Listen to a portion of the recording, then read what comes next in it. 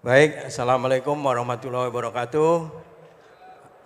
Selamat pagi, salam sejahtera untuk kita semua. Om Swastiastu, Namo Buddhaya, salam kebajikan, salam literasi.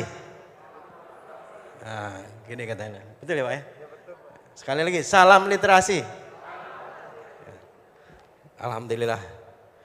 Bapak dan Ibu yang saya hormati, yang saya banggakan Bapak Kepala Perpustakaan Nasional Pak Muhammad Syarif Bando dan seluruh jajaran Deputi, Sestama dan para pejabat Pratama. Yang saya hormati moderator, yang saya hormati Bapak Ibu Rektor yang hadir pada pagi hari ini, Bapak Ibu Bupati atau yang mewakili, kemudian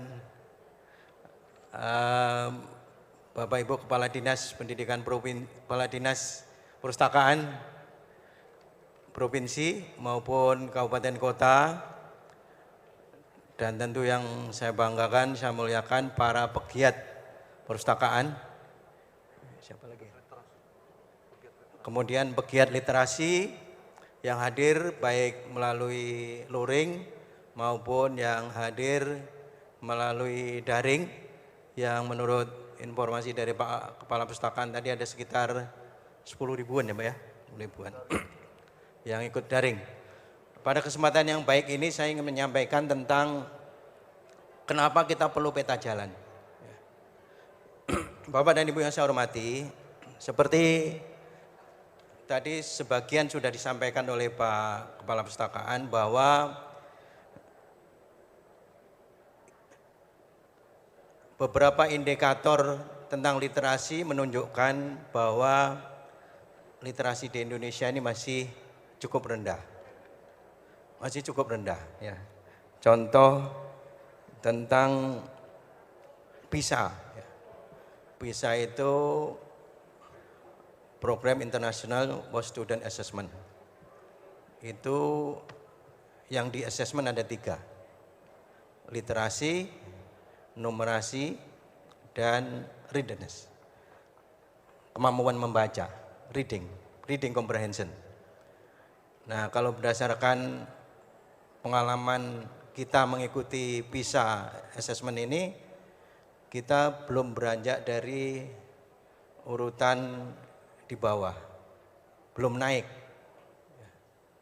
Nah, tentu ini perlu kita evaluasi ada apa sebetulnya dengan literasi kita di Indonesia. Pelajaran bahasa Indonesia sudah ada, ya. Kemudian pelajaran-pelajaran yang juga sudah ada, tetapi masih menunjukkan bahwa tingkat literasi kita masih rendah. Nah, tentu ini juga mungkin karena PISA itu kan samplingnya itu kan tidak diambil dari daerah yang bagus saja, tapi mulai yang terbagus sampai yang terjelek. Nah, kalau Indonesia ini kan tingkat pendidikannya mulai yang terbaik sampai terjelek ada semua. Karena apa? Heterogenitasnya masih sangat tinggi. Nah, ketika diambil sampling, ya memang jadinya kita masih kelihatan rendah. Tetapi Bapak Ibu, ini salah satu kenapa memang kita masih memerlukan peta jalan. Belum indikator-indikator yang lain, misalnya literasi tingkat membaca kita di Indonesia rata-ratanya masih sedang 55,03%. Ini artinya kan masih belum, kalau mungkin sudah di atas 80 kita sudah agak lega gitu. Nah, oleh karena itu Bapak Ibu, kami dari Kemenko PMK yang memang bidangnya adalah KSP. KSP itu koordinasi, sinkronisasi dan pengendalian. Salah satu yang kami lakukan adalah bagaimana mengintegrasikan, mensinkronkan, mensinergikan agar program literasi ini bisa berjalan dengan maksimal dan optimal dengan sumber daya yang ada di kita. Oleh karena itu, kami dengan berbagai kementerian yang terlibat dalam penyusunan ini sepakat untuk membuat yang kita sebut namanya roadmap atau peta jalan pembudayaan literasi. Dengan pembudayaan literasi ini, peta jalan ini harapannya akan memberikan arah kepada kita semua. Jadi masing-masing kementerian tidak jalan sendiri-sendiri, tidak ada apa yang kita sebut sebagai silo effect ya, atau silo-silo yang itu berakibat penanganan atau pembudayaan literasi ini tidak maksimal. Sehingga kita bisa berjalan dengan optimal dengan sumber daya yang ada. Bapak dan Ibu yang saya hormati, saya juga ingin menunjukkan tentang potret digital Indonesia. Ini sekedar ini aja. Potret digital Indonesia. Ini di media sudah banyak ya. Ini bukan data rahasia, ini data yang sudah bisa diakses oleh semua orang. Potret digital literasi kita, ya digital Indonesia ini juga masih sangat rendah. Bahkan kita paling rendah di tingkat Asia. Asia Tenggara maksudnya. Di Asia Tenggara masih sangat rendah. Kenapa peradabannya rendah? Karena apa? Karena digital kita itu masih banyak dimanfaatkan untuk hoax, untuk penipuan, ya, untuk ujaran kebencian, ya, untuk intoleransi. Jadi untuk diskriminasi. Jadi luar biasa. Nah, inilah salah satu persoalan kita juga tentang digital kita. Jadi oleh karena itu yang disampaikan oleh di tema Rakornas Perpustakaan Nasional ini yaitu transformasi transformasi digital. Saya kira ini harus kita sepakati bersama dan saya kira ini menjadi bagian yang sangat penting untuk sekaligus memberikan edukasi kepada kita semua agar kita bisa menggunakan ya fasilitas digital ini dengan sebijaksana mungkin, sebaik mungkin, seoptimal mungkin sehingga tingkat keberadaban digital Indonesia kita akan semakin baik. Ini saya kira ini persoalan yang menurut saya serius karena memang kalau kita melihat di medsos itu luar biasa Bapak Ibu ya. Komentar-komentar bahkan mau ngomentari orang meninggal pun itu masih disekurin. Ini luar biasa ini. Jadi menurut saya ini hal-hal yang menurut saya perlu kita lakukan edukasi kepada masyarakat kita. Marilah kita gunakan digital perangkat gadget kita ini dengan sebijaksana mungkin. Nah oleh karena itu Bapak Ibu kita sepakat untuk membuat peta jalan ini. Lanjut. Nah, apa kaitannya pembudayaan literasi ini dengan pembangunan manusia di Indonesia? Tadi sudah disampaikan oleh Pak Kepala Pusat banyak sekali, ya, bahwa tingkat pengetahuan dan kemampuan kita itu akan sangat berpengaruh terhadap kemajuan suatu bangsa. Ketika tingkat literasi kita rendah, maka itu akan berimplikasi yang luar biasa terhadap kesejahteraan pembangunan dari suatu bangsa. Bahkan politik pun juga seperti itu ya. Akan terpengaruh juga. Kita bisa lihat di negara-negara Afrika yang memang tingkat literasinya masih rendah mungkin, itu di sana masyarakatnya lebih banyak jadi objek daripada jadi subjek. Ya, banyak yang kelaparan, ya, kemudian juga dijajah. Nah, tentu Indonesia tidak ingin itu terjadi di sini. Oleh karena itu kita harus lakukan yang terbaik. Nah, terkait dengan pembudayaan literasi ini, paling tidak kita perlu melakukan pembudayaan literasi ini di 3 jalur. Yang pertama yaitu melalui jalur keluarga.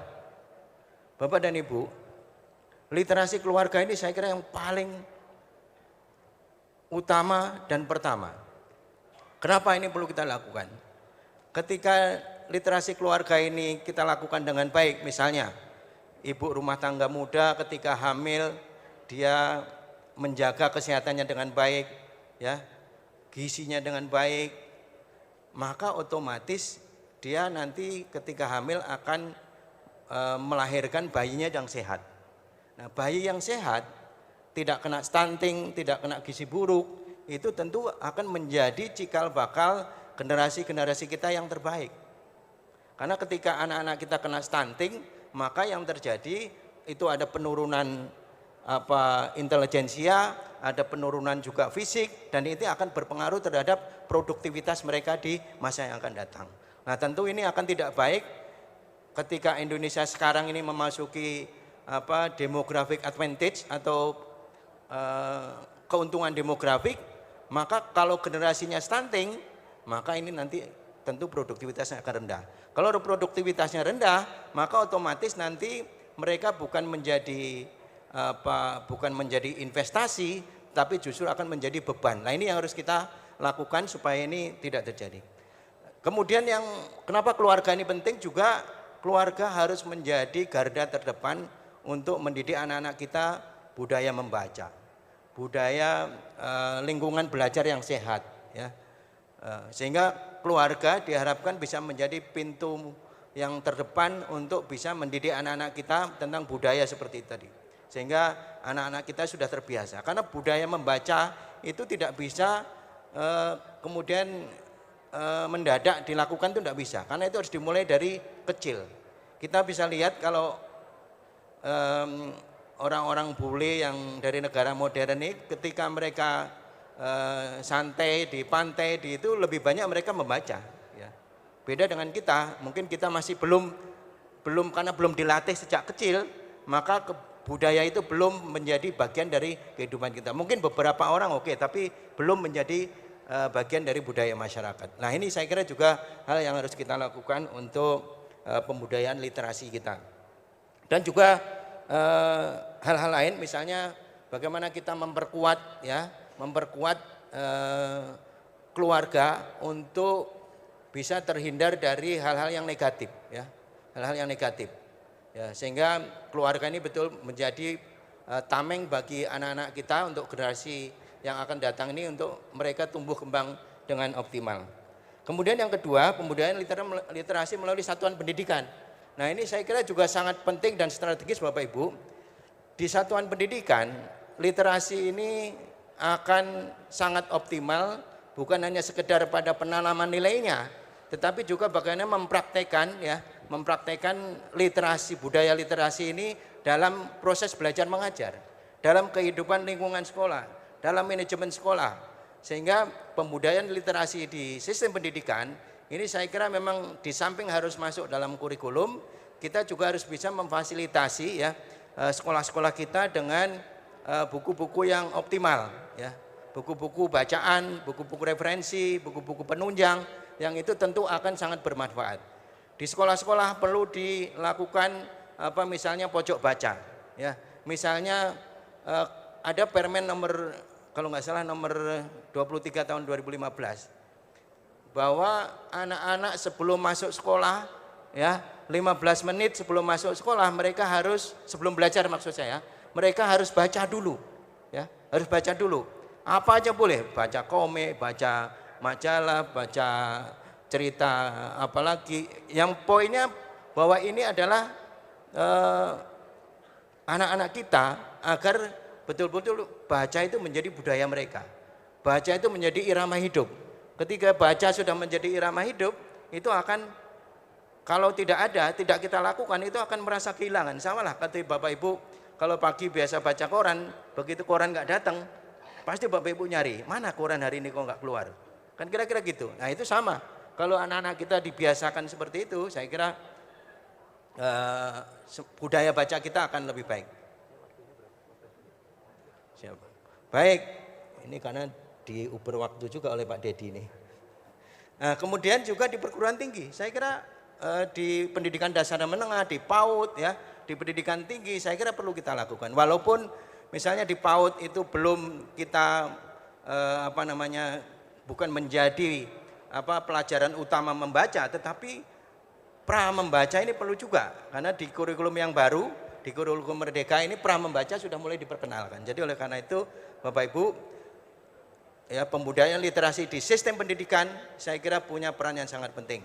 Nah, oleh karena itu Bapak Ibu juga penyediaan internet, penyediaan buku-buku di sekolah itu saya kira penting.